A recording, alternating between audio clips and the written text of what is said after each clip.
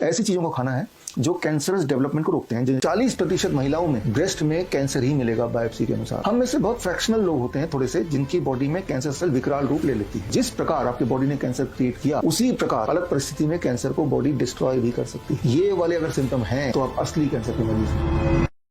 आप कैसे देखते हैं कि अगर कीमोथेरेपी ना कराई तो क्या टिप्स या फिर क्या कुछ ऐसे काम करने चाहिए जिससे लगे कि हमको थोड़े कैंसर के सिम्टम्स है? पहले तो कैंसर को आप किस तरीके से देखते हैं? क्योंकि जब हम कैंसर का शब्द सुनते हैं तो हमारे दिमाग में ना डेथ ही आता है कि ये आदमी गया, लेकिन कैंसर को अगर सुनने में, जैसे कि आपने बोला कि HMPV का मतलब इस तरीके से म्यूजिक आता है, आप डर जाते, लगता है कि वाला हाल ना हो जाए।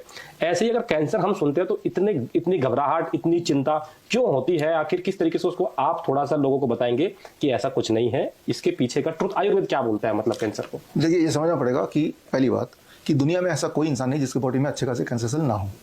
फॉर एग्जाम्पल, मेरी उम्र 50 से ऊपर है। अगर 50 से ऊपर वाले लोगों का थायराइड के अंदर बायोप्सी कर दें तो 100% लोगों में बायोप्सी के अनुसार कैंसर पॉजिटिव मिलेगा। मतलब इतना कैंसर कि वो डॉक्टर बोलेगा उस बायोप्सी की रिपोर्ट के आधार पे आपको कीमोथेरेपी करानी चाहिए। 100%, 70% प्रोस्टेट में 70% 50 साल से ऊपर वालों को कैंसर ही मिलेगा बायोप्सी के अनुसार, पेट स्कैन के अनुसार। 40% महिलाओं में ब्रेस्ट में कैंसर ही मिलेगा बायोप्सी के अनुसार। तो मैं ये बोलना चाह रहा हूँ कि हम में से हर एक इंसान दैट वे कैंसर पेशेंट है।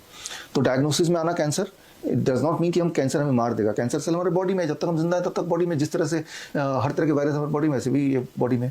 हम में से बहुत फ्रैक्शनल लोग होते हैं थोड़े से जिनकी बॉडी में कैंसर सेल विकराल रूप ले लेती है। अब विकराल रूप लेगी तो आपको कैसे पता चलेगा? उसका कुछ आइडेंटिफिकेशन है। नंबर 1, कुछ दिनों के अंदर वीकनेस आ जाएगी अनएक्सप्लेन्ड।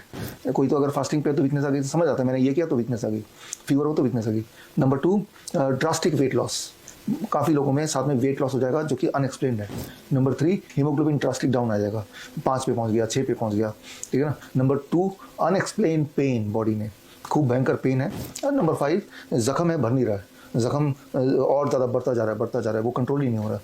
ये वाले अगर सिम्टम हैं तो आप असली कैंसर के मरीज हैं। बायोप्सी के अकॉर्डिंग नहीं, बायोप्सी के अकॉर्डिंग तो मैं भी कैंसर मरीज हूँ, पेट स्कैन के अकॉर्डिंग नहीं, वो तो फिर मैं भी कैंसर के मरीज हूँ, राइट। सिर्फ ये जो सिम्टम मैंने बताए, क्या आपके अंदर ये सिम्टम हैं? इफ़ आंसर इज यस, हाँ, इसका मतलब आपके बॉडी में कैंसर एक्टिविटी हो रही है। तो ऐसे पहचाने। अब बात करें क्या नहीं करना, वो तो उन्होंने बता दिया। Don't go for chemotherapy, PET scan biopsy से कैंसर फैलता है उल्टा। बात समझ नहीं पड़ी। करना क्या होगा? आपको एक सिंपल बात समझनी होगी। Don't eat after sunset. सूर्य के बाद ना खाएं और अगले दिन सुबह 8 बजे के बाद ही खाएं। जब आपका टाइम ब्रैकेट नहीं खाने का करीब 14 घंटे हो जाते हैं, 14 hour of fasting, that is called autophagy mode. Autophagy मतलब कि बॉडी में खाना नहीं जा रहा तो अब बॉडी ऑटोफेजी मोड में आया था कि बॉडी में जो उपलब्ध खाना है बॉडी उससे गुजारा करेगी। उपलब्ध खाना मतलब सबसे पहले वो कोई ट्यूमरस ग्रोथ है तो उसको बॉडी, हर ट्यूमर के अंदर कैल्शियम भी है, पोटेशियम भी है, मैग्नीशियम भी है, विटामिन है, मिनरल है, प्रोटीन है, तो सारा वो खजाना है। लेकिन बॉडी तब यूज़ करेगी जब बॉडी को स्टार्व करते हैं। तो शाम के 6 बजे बाद डोंट ईट एनीथिंग, तो बॉडी स्टार्व्ड। अब बॉडी क्या करेगा? जहाँ जहाँ कैंसर है, सेल्स हैं, उसको खाएगा, ऑटोफेजी, राइट। उससे आपके ट्यूमरस ग्रोथ खुद ब खुद खत्म होंगे। Very simple. ये नोबेल प्राइज विनिंग साइंस है, इसको नोबेल प्राइज मिला है, तो ये ऑलरेडी सिद्ध है।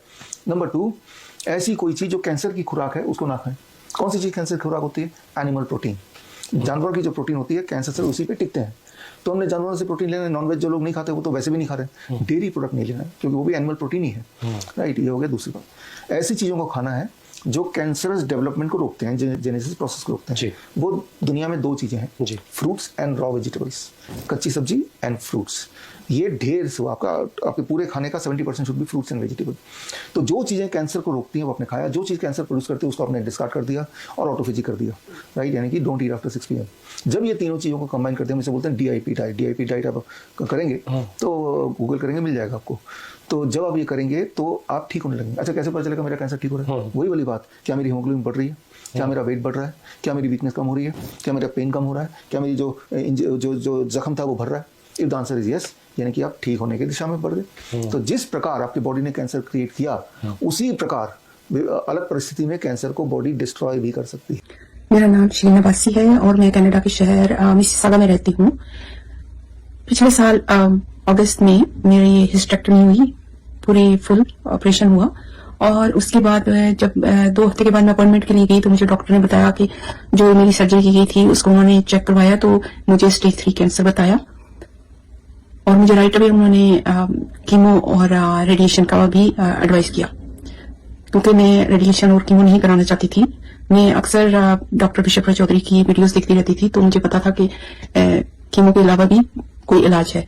तो मैंने डॉक्टर विशव रॉय चौधरी के असिस्टेंट डॉक्टर रोशन कुमार से रब्ता किया, उनको व्हाट्सएप किया, उन्होंने राइट अवे मुझे रिप्लाई किया और मेरी सारी रिपोर्ट्स देख के उन्होंने मुझे एक डाइट प्लान भेजा, साथ मुझे मेडिसिन भी बताई जो मैंने लेने शुरू की।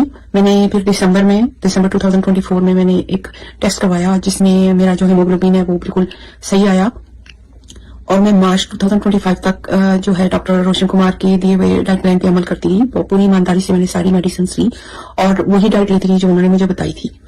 तो उसके बाद अभी मई 29 मई को मेरा एक जो है वो अपॉइंटमेंट था मेरी ऑन्कोलॉजिस्ट के साथ। उसने मेरा टेस्ट किया मेरे साथ, उसने बैठे मुझे बताया कि सारा कुछ ठीक है।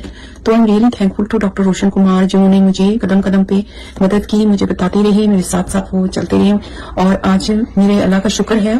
और फिर मैं डॉक्टर रोशन कुमार की थैंकफुल हूँ कि उन्होंने मुझे ये डाइट प्लान भेजा और मुझे वो साथ साथ एडवाइस करते रहे, जिसकी वजह से आज मैं बिल्कुल ठीक हूँ। मुझे कोई पेन कुछ भी नहीं है। मैं अल्हम्दुलिल्लाह अल्लाह का बड़ा शुक्र अदा करती हूँ और डॉक्टर रोशन कुमार की शुक्रगुजार हूँ कि मुझे उन्होंने सारा वो डाइट प्लान बताया, मुझे वो मेडिसिन बताई और मैं बिल्कुल ठीक ठाक हूँ। Thank you so much doctor Roshan Kumar.